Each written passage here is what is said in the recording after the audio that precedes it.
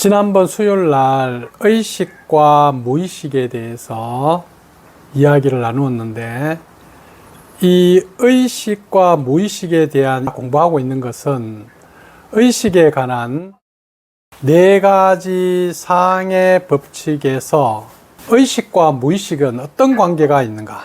의식이라는 것은 각자의 수준에 따라서 의식의 모양이라든가 작용, 그 다음에 여러분들의 그 의식 안에 있는 스스로의 영역의 크기가 사람들마다 다를 수밖에 없습니다.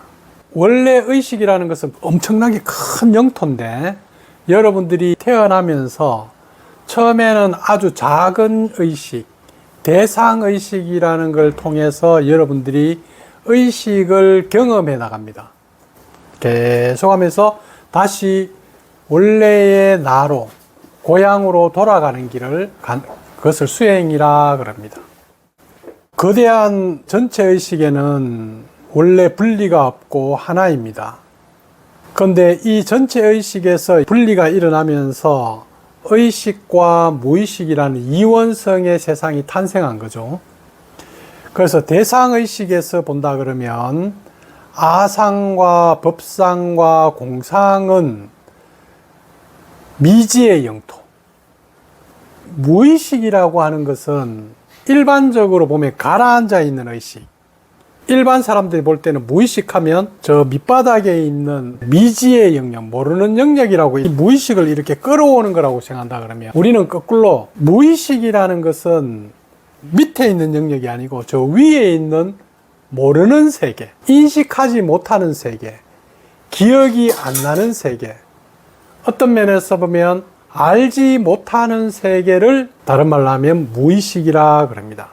그래서 대상의식에서 공상의식으로, 낮은 의식에서 높은 의식으로 의식이 성장한다는 것은 어떤 의미냐 하면, 무의식의 영역이 점점 의식화되어서 의식의 영역으로 들어와서 무의식의 영토는 좁아지고 의식화된 알아차림, 내가 알아차리는 영토는 점점 확장돼 간다.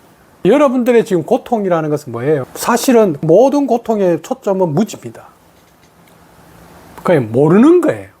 지난번 체면에서 강의에서 이야기했듯이 어떤 사람이 체면에 걸렸어요. 자, 너는 상담이 끝나고 저 문을 나갈 때 박수를 3번 치면 왼쪽 발을 구를 것이다. 이렇게 이 사람한테 무의식에다가 인식하지 못하는 곳에다가 체면을 걸었기 때문에 이 사람이 자기가 깨어났는데 자기의 의식에서는 알아차리지 못하는 거예요. 그러다가 문에 나가다가 박수를 딱딱딱 3번 치니까 이 사람이 또 보다가 빡빡빡빡 굴른 거야. 자기가 생각해도 약간 이상하잖아. 여러분들도 평소에 그렇게 행동할 때가 있단 말이에요.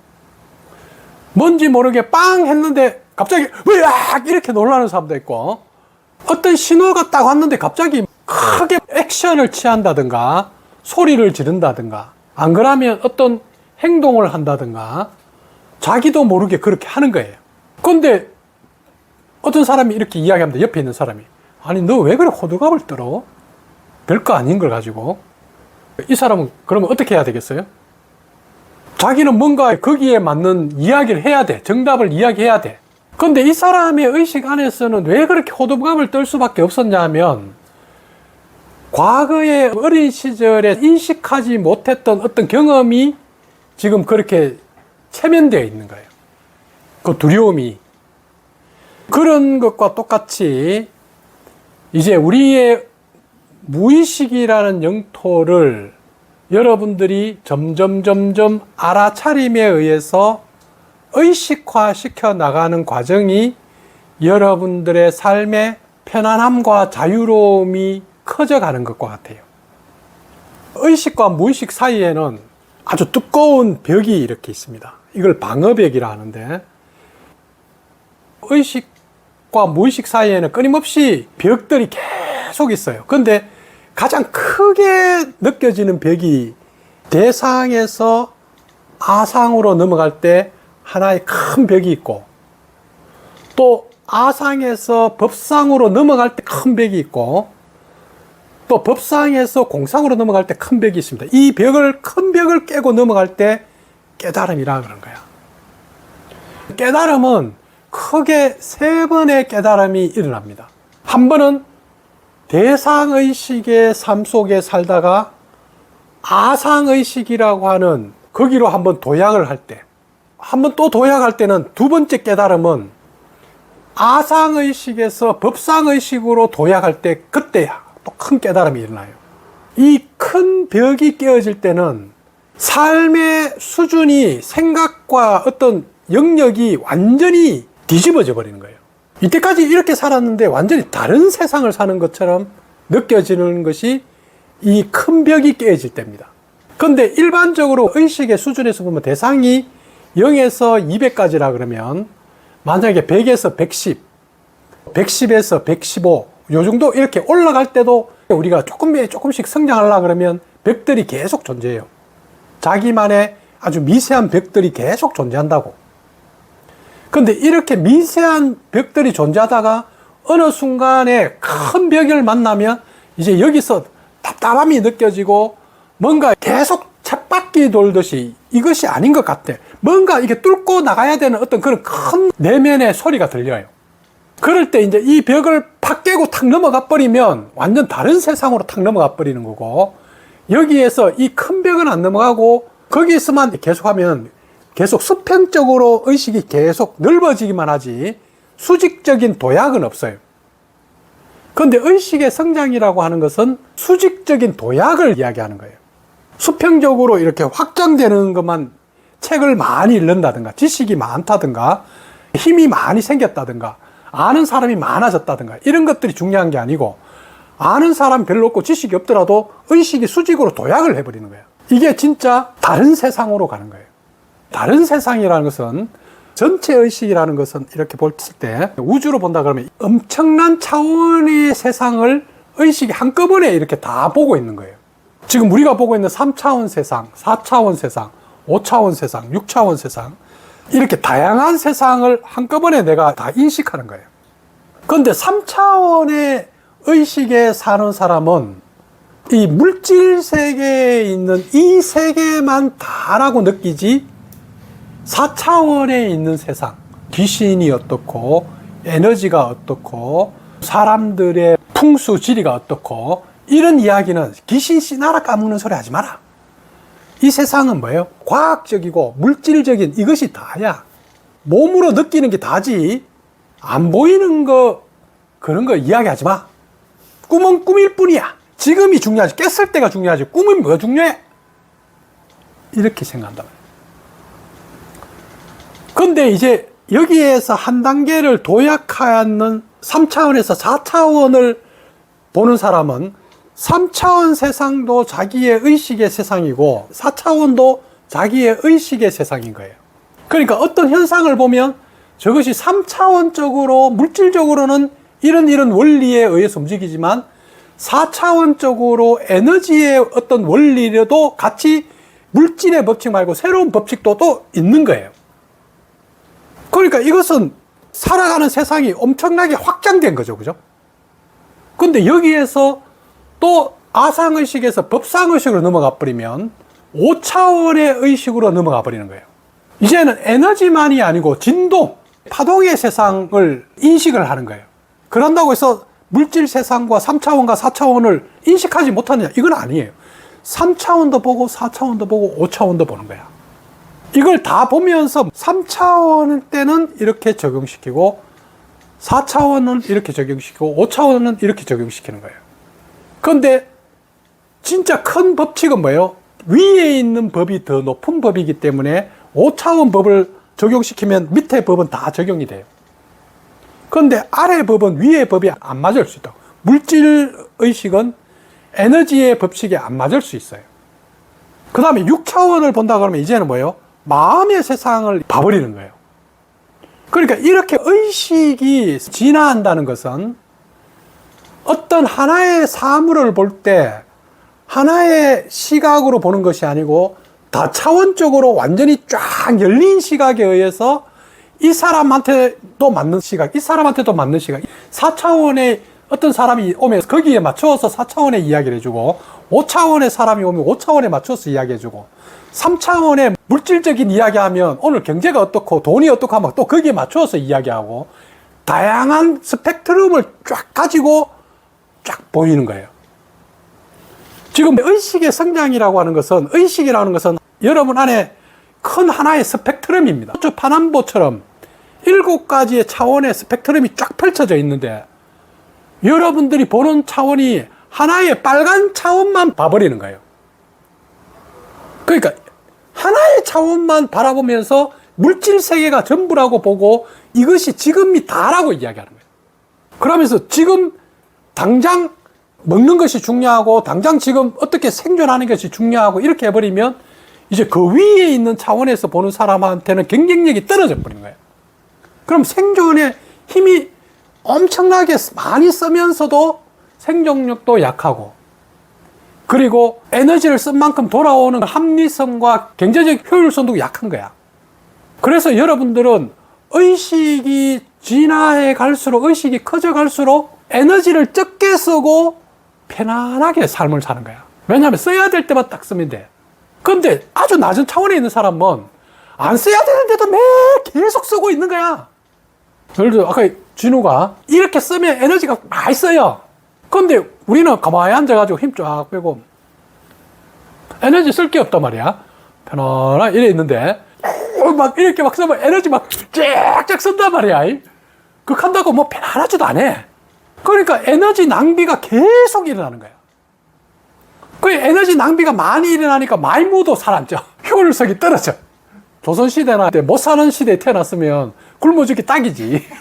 영양 실적 걸리기 딱이야. 요즘 같은 시대에 잘 태어났지. 왜냐하면 에너지를 과도하게 쓰는 거야. 그러니까 편안함이라는 것은, 안정적이라는 것은 마음이 어떤 상태에서 흔들리지 않고 몸도 편안하고 마음도 요동이 없단 말이에요. 고요한 상태에서 외부가 많이 움직이더라도, 태풍이 크게 외부에 움직이더라도 태풍의 눈은 고요하듯이 자기 내면이 항상 고요하고 있는 거야. 고요하다 보니까 외부에서 뭐 크게 일어나가는데도 아무 그게 없는 거야. 그러니까 에너지 낭비가 없고 항상 삶이 편안한 거야. 의식화 과정은 계속 무의식을 의식화 시켜 나가는 거예요. 여러분들 안에 자기가 모르는 부분을 계속 알아차리는 거예요. 자기 안에서 내 안에 이런 게 있었구나, 이런 패턴이 있었구나, 이게 이래서 나왔구나, 아니면 책을 읽고 세상은 이런 식의 움직이는구나, 이런 지식적인 것도 있어야 되고. 지식은 뭐예요? 대상의식에서는 지식을 많이 습득해야 됩니다. 그런데 아상의 영역에 들어가면 외부의 지식이 중요한 것이 아니고 그 지식을 통해서 내 것을 알아가는 게 중요해. 나의 상처, 나의 감정, 나의 욕구, 내 것을 이해해가는 그것들이 의식이 점점 확장돼 가는 거야. 법상의식에서는 이 세상을 움직이는 근본적인 법칙에 대한 이해와 지식. 이제 공상은 이 세상의 가장 하나된 의식 속에서 느껴지는 어떤 이해와 지식. 근데 그것은 여러분 세계에서 아직은 인식이 안 되는 세계란 말이에요. 대상의식에 있는 사람한테는 아상의식이 미지의 영역입니다. 아무리 이야기해도 몰라요. 그 다음에 아상의식에 있는 사람한테 법상의식은 신비로운 환상과 도달하지 못한 마법의 세상처럼, 이야, 해가 져서 떠서 이쪽으로 진단 말이야. 와, 이렇게 하니까 법칙대로 하니까 뭔가 새로운 게 만들어진단 말이야. 뭔가 마법과 같은 이런 느낌인 거야. 그 다음에 법상에서 공상의 그런 세상은 완전히 한 번도 의식에 닿아 있지 않는, 전혀 인식조차 안 되는 세상. 그래서 공상을 아무리 이야기해봐야 여러분의 의식에서는 전혀 안 들어옵니다. 뭐 깨달음이니 어떤 이야기를 백날 해봐야 여러분들이 해석하는 것은 대상의식에서 해석하든지 아니면 아상의식에 해석하든지 조금 더 높으면 법상으로 해석해요. 아직은 공상의 어떤 의식은 여러분의 현실에서 아직 드러나지 않았어요. 아까 스펙트럼이 쫙 있다 그러면 여러분들 전체 의식에서 주로 많이 의식화되어 있는 영역은 대상의식이 대부분을 차지하는 사람이 있고, 대상의식도 좀 이렇게 많이 차지하지만 아상의식이 많이 차지하는 사람도 있고, 그 다음에 대상의식과 아상의식과 법상의식 중에서 법상의식이 조금 더 이렇게 있는 사람도 있고, 아직 법상의식이 조금밖에 없고 아상이 큰 사람도 있고, 사람들마다 스펙트럼의 모양이 다 다르겠죠. 무의식을 알아차려가는 이 과정에서 알아차림이라고 하는 것은 의식에서 이쪽과 저쪽 경계 사이를 딱 알아차려서 딱 선택할 수 있는 힘을 주는 거예요. 이 알아차림은 대상의식에서 아상으로 의식으로 갈 때도 알아차림이 있었고, 아상의식에서 법상의식으로 갈 때도 알아차림이 있고, 알아차림의 수준이 조금 달라요. 대상의식에서 아상의식으로 넘어갈 때는 새로운 곳으로 여러분들이 용기를 내어서 이 대상의식에서 이때까지 살았던 그런 익숙한 패턴을 놓고 아상의식으로 한번 넘어가 보는 거예요.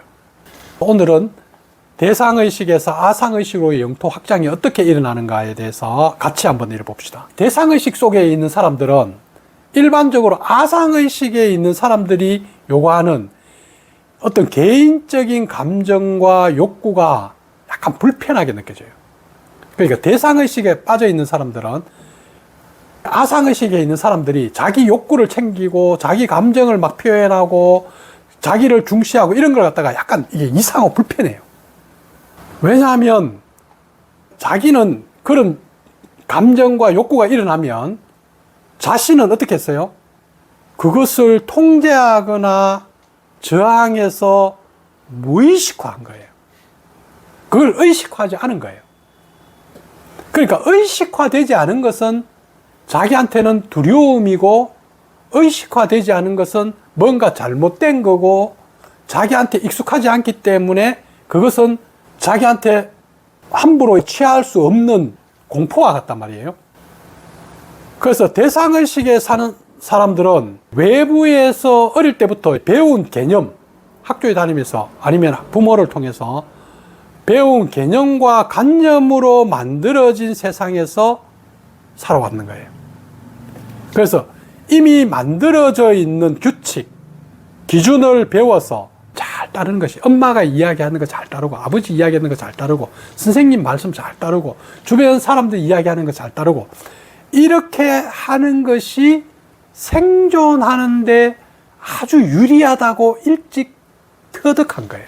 이렇게 대상의 세상에서는 어떤 사람이 생존에 유리하냐면 착한 사람이 생존에 유리한 거예요. 그래서 사람들이 착해지려고 하는 거예요. 안 착해지면 주변에서 너 왜 그래 공부 못해? 너 왜 그래 못됐어? 이러면 이건 죽음인 거야. 이거는 엄청난 무서움인 거예요. 대상의식 속에 있는 사람들한테는. 이런 사람들은 스스로 하고 싶은 것을 찾기보다는 사회에서 무엇이 나한테 요구하는가, 스스로 좋아하는 것을 하기보다는 남들이 뭘 하면 좋아하지? 자신이 바람직하다고 하기보다는 사회와 남들이 바람직한 것을 하는 것이 자기 생존에 유리하다고 생각하는 거예요. 살아남으려면. 그러다 보니까 후체면 암시에서 나왔듯이 환자는 발을 자기가 굴렀는데 왜 굴렀는지 사실은 몰라요. 이건 자기의 의식에서 안 들어와 있단 말이에요. 그러니까 너 왜 발 굴렀어? 선생님이 이야기합니다. 너 왜 말 안 들어? 사회에서 너 왜 시키는 대로 안 해? 이렇게 이야기하면 이 사람들은 어떻게 보냐면 자기 인식에서 왜 이렇게 했는지 몰라. 그럼 모르겠는데요? 이렇게 하면 안 되는 거야. 그래서 이 대상의식에 있는 사람들은 내가 느낄 때 난 모르겠는데 이렇게 해야 되는데 이렇게 하는 게 아니고 상대가 원하는 게 뭐지? 이렇게 생각해서 상대가 너 왜 잘못했어? 이렇게 하면 상대가 원하는 것이 잘하는 뜻이고, 예, 미안합니다. 잘할게요. 잘못했습니다. 이렇게 빨리 사과를 하는 거야. 이게 상대가 원하는 거에 빨리 맞추려고 그래요. 그가 예를 들어서 자기 걸 이야기합니다. 내가 발 왜 걸는지 모르겠는데요. 이렇게 하면 사람들 뭐라 그러겠어? 너는 네가 방금 해놔놓고 네가 모른다니. 야, 네 멍청하네. 너가 한 행동에 대해서 설명을 못하는 것 보니까 너는 어리석은 사람이구나. 너는 틀린 사람이구나. 너는 아니야. 이렇게 하는 것을 두려워한다 이 말이에요. 근데 아상의식에 있는 사람들은 너 왜 발 굴렀어? 이렇게 하면 뭐라 그랬어요? 모르겠는데요. 네가 그래놓고 왜 몰라? 이러면 아니 모르니까 모르는 거죠. 이렇게 할 수가 없는 거야. 그러니까 뭐예요? 저 상대가 원하는 것은 정답을 해주기를 바라는 거야. 그래서 상대가 원하는 답을 해주는 거야. 발이 저려서 했어요. 발이 아파서 그랬어요. 뭐라고 이야기해줘야 상대가 안심할 거 아니야. 그냥 모르겠는데 이렇게 하면 상대가 불편해할 거 아니야. 이게 대상의식과 아상의식의 차이입니다. 대상의식에 있는 사람들은 왜 이렇게 하냐면 다른 사람들의 부정적인 평가나 판단은 자기 생존에 엄청난 영향을 미친다고 생각하는 거예요. 그러니까 다른 사람들이 나를 안 좋게 보는다는 것은 나는 생존할 수가 없어. 그래서 다른 사람들을 위해서 어떻게 하더라도 정답을 내놓아야 돼. 어쩔 수 없이 평소에 배웠는 게 있어요. 발을 왜 굴었어? 발이 저렸어. 발을 왜 굴르겠어? 발이 저렸어. 발이 아팠어. 발이 이렇게 좀 풀라고. 이렇게 여러 가지 정답이 쭉 있어요. 그거 하나를 이야기하는 거야. 그래서 대상의식에 속해 있는 사람들은 생존을 위해서 계속 배웁니다. 우리 여신 자꾸 뭔가 배우려고 그래. 왜 배우려고 그러겠어? 대상의식에 빠져 있을 때 뭔가를 안 배우면 불안한 거야. 그래서 사람들이 대상의식 속에 있을 때 다른 사람 대학 나오면 나도 대학 나와야 돼. 다른 사람 자격증 따면 나도 자격증 따야 돼. 다른 사람이 SNS하고 정보를 얻으면 나도 그것도 해야 돼. 그렇게 우리 사회에서 본다 그러면 많은 사람들이 심리 무슨 자격증이 왜 이리 많아? 자격증을 많이 막 따는 거야. 대상의식에 있는 사람들은 가만히 있으면 불안해요. 그래서 뭐라도 자꾸 자격증 따야 돼. 뭘 배워야 돼. 지식을 습득해야 돼. 자격증이 약간 안정감을 준다고 생각하는 거야. 그렇지만 자격증을 아무리 많이 가지고 있어도 현실의 문제는 해결이 안 됩니다. 왜 해결이 안 되겠어요? 문제는 저 밖에 있는 게 아니고 자기 안에 있기 때문에. 지금 여러분 자신이 문제인 거야. 여러분의 무지가 문제인 거야. 그런데 그거는 그대로 놔놓고 바깥에 있는 저 자격증, 대학 나오고 지식을 얻고 SNS 잘하고 운전 잘하고 그 운전 잘해도 고통은 똑같아. 나 운전 못해도 괜찮아.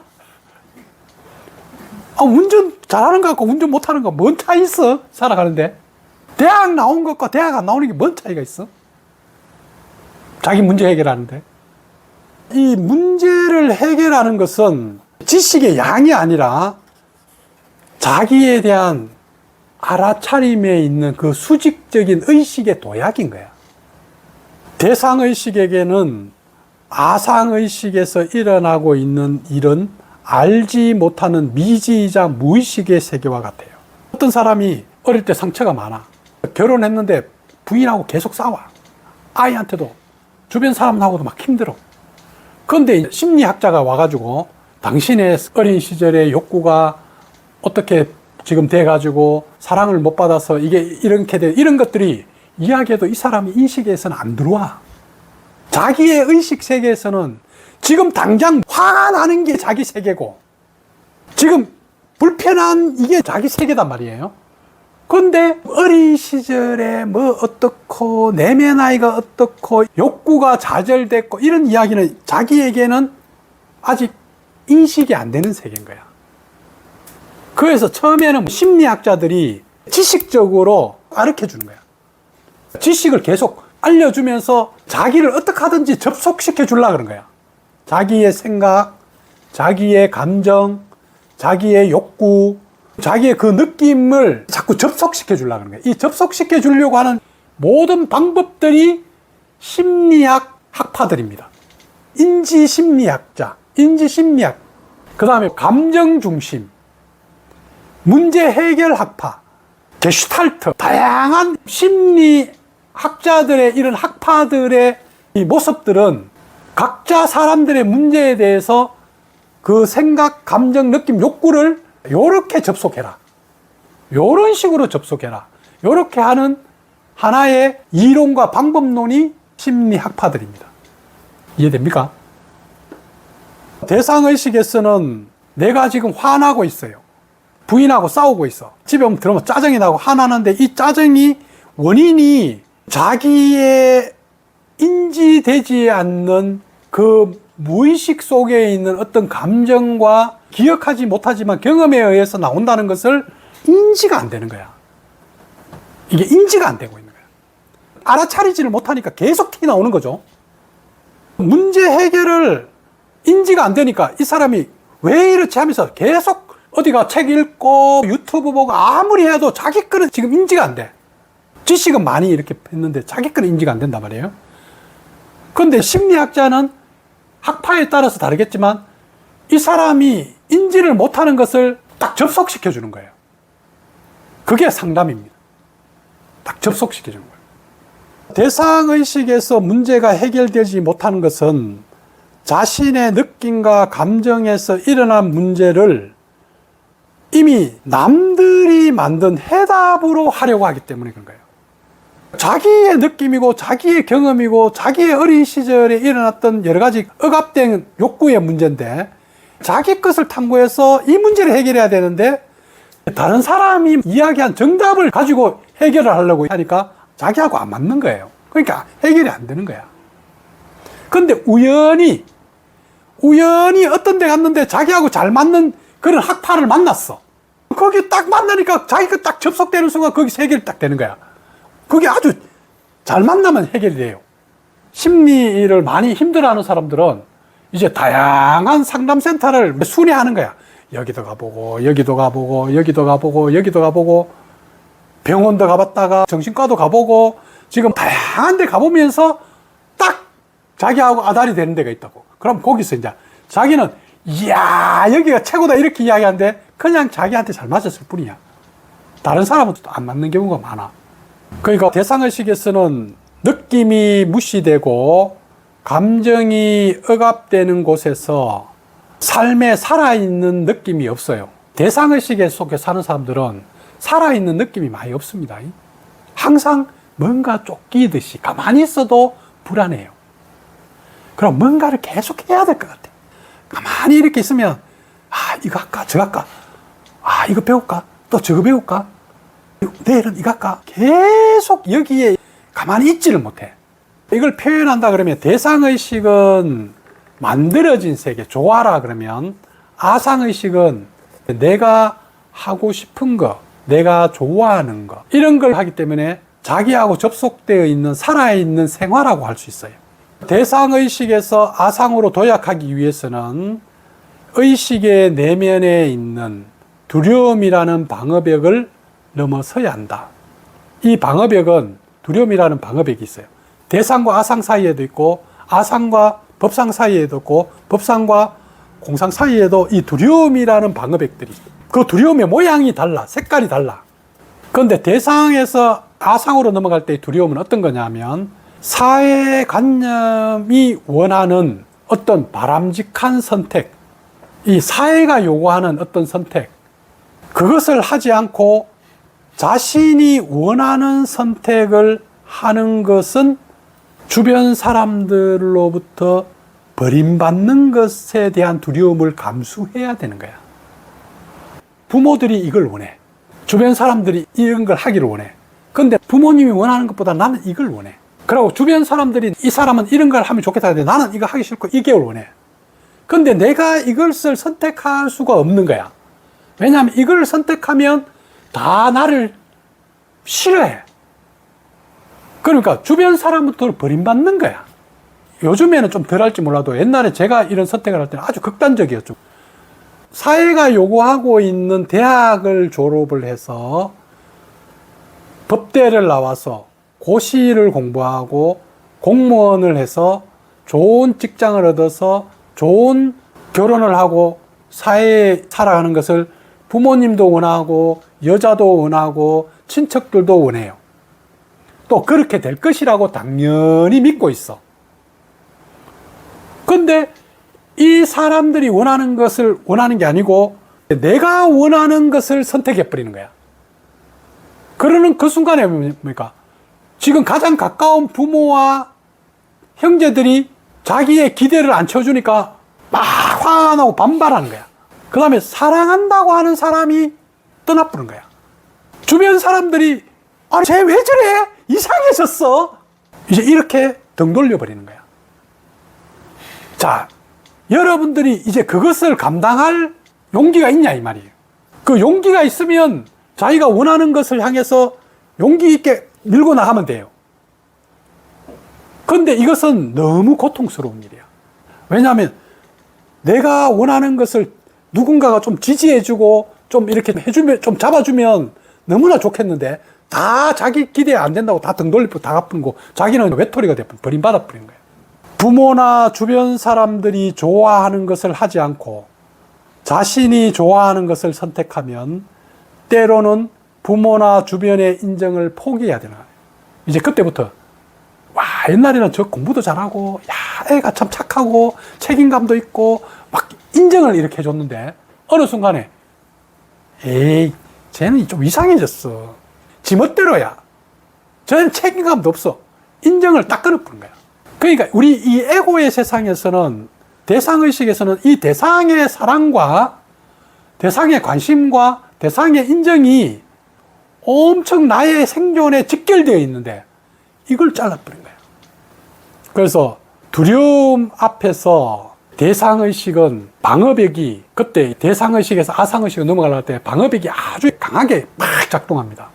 방어벽이 탁 작동해 버릴 때는 어떤 식이 돼 버리냐면 어떤 상황에서 탁 일어나는 느낌을 부정해 버립니다. 이 느낌을 안 봐버리려고 그래요. 그 다음에 감정이 일어나는데 화가 나고 슬프고 외로운데 이걸 억압해 버려요. 그 다음에 자신의 문제, 이게 내 문제인데 이게 지금 내 문제라고 안 하고 네 문제야 이렇게 하면서 뭐예요? 투사에 바깥으로 던져버린 거예요. 안 그러면 지금 문제는 여기에 있는데 문제의 초점을 전환시켜가 딴 데로 가버린 거야. 지금 문제는 뭐야? 내가 지금 느끼고 있는 이 긴장이 문제인데 이 문제를 전환시켜버린 거야. 이렇게 해서 이렇게 풀어버린 거야.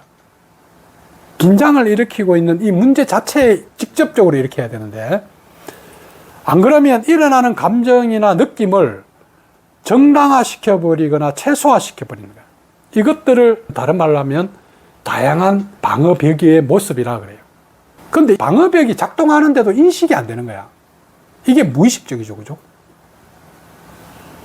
그래서 자기 안의 방어벽은 자신의 진짜 감정이 느껴질 때마다 일어나는 고통을 회피하거나 무감각하게 만들어서 문제를 못 보게 만들어요. 이게 방어벽이 하는 역할입니다. 무의식이 의식화대로 쫙 올라가는데 팍 꺾어버린 거야. 근데 평소에 사람들이 방어벽이 단단하게 이렇게 딱 다져져 있는데 안에 있는 무의식에 있는 이 영역이 누르는 힘이 아무리 내가 의식으로 누르려고 해도 압력이 계속 차는 거야. 화가 계속 나. 예를 들어서 여신이 안호하고 이렇게 있다가 안호의 행동에 약간 불편했어. 그런데 참았어. 그런데 또 하는 거야. 또 불편해. 그래서 또 참았어. 또 하는 거야. 그런데 계속 참고 하는데 계속 누르고 있는데 이게 이제 터져버린 거야. 어느 순간에 인간들이 계속 이 방어벽이 있는데 이 방어벽이 점점 힘이 약해지면서 무의식에 들어있던 이 느낌과 감정이 한꺼번에 빵 터져버리는 수가 있다고. 빡 터져버리면 갑자기 이제 뭐예요? 통제 불능의 공황 상태에 빠져버리는 거야. 갑자기 막 잠도 안 오고 막 무섭고 미쳐버릴 것 같아. 이 세상이 다 뭐냐면 나를 막 뭘 할 것 같고 내 안에서 막 계속 지금 뭔가 불안이 일어나고 미쳐버릴 것 같은 느낌입니다. 이때 사람들은 신경증, 정신병이라 그럽니다. 이 방어벽이 깨져버린 거야. 방어벽이 서서히 이렇게 약화되어서 방어벽이 녹아내리면서 탁 넘어가 버려야 되는데 의식은 그 상태에 있는데 의식은 성장하지 않는데 너무 많은 압력이 차서 이 방어벽이 더 이상 견디지를 못해가 딱 깨져버리면 사람 미쳐버린 거야. 이 세계에서 이 세상으로 의식이 갑자기 내가 느끼지 못한 게 확 들어와 버리는 거야. 두려움이 확 느껴져 버리는 거야. 화가 확 나버리는 거야. 이렇게 되어버리면 정신병이고 신경증입니다. 벽을 넘어오는 새로운 감정이나 느낌은 더 이상 대상의식에서 알고 있던 지식이나 정보로서 막을 수가 없는 상태가 돼요. 이렇게 되면 자신도 혼란스럽고 당황스럽고 주변 사람도 옆에서 보면서 어우 쟤 왜 저래 하면서 혼란스럽고 당황스러워집니다. 기존의 것을 지키려는 방어벽이 두터워질수록 자신 안에 있는 고통과 상처의 진실로부터 멀어질 수밖에 없다. 억누른 게 더 커질수록, 안 보려고 할수록, 투사가 심할수록, 전환을 빨리 할수록 자기 안에 있는 이 방어벽이 점점 두터워져서 안 깨집니다. 그래서 힘이 좀 강한 사람들은, 자기 중심이 세고 자기 의식에 완전 빠져 있는 사람들은 이 방어벽이 엄청 두터워서 절대 안 깨져요. 그러나 이 방어벽이라는 것이 어린 시절 미숙한 의식에서는 생존의 두려움으로부터 자기를 지켜주는 안전망의 역할을 했기 때문에 중요해요. 왜냐하면 어릴 때는 두려움이 크잖아요. 약하잖아. 그러니까 이 방어벽이 있어야지 이걸 안 느끼해. 그때는 느낄 만한 힘이 없어요. 그래서 이걸 딱 묻어남은 거야. 그런데 성인이 됐는데도 이런 행동을 어린 시절에 했던 그 습관을 그대로 한단 말이에요. 그래서 성인이 된 상태에서 방어벽은 자기를 한계에 가두는 역할을 해요. 벽 안에서 문제를 해결하지 못하기 때문에 결국은 벽을 깨고 밖으로 나올 수밖에 없는데, 나오려고 하는 이 에너지를 우리는 신경증이라 그럽니다. 삶에서 올바른 뜻을 세우고 그 뜻을 향해 가다 보면 여러분들이 어느 날 가장 빛나는 자신을 발견하게 된다. 모든 꿈은 처음에는 아주 작은 씨앗이고 미약했다. 하지만 계속 물을 주고 관심을 가지면 언젠가는 큰 나무가 되어서 주위의 새와 생명에게 쉼을 주는 안식처가 된다. 이게 지금 여러분들이 가야 될 길이야. 여러분들의 지금 꿈은 여러분 안에서 씨앗이 심어졌지만 아직은 미약해. 그렇지만 여러분들이 그 꿈에다가 계속 물을 주고 관심을 가지고 계속 키워나가면 언젠가는 큰 나무가 될 거라고.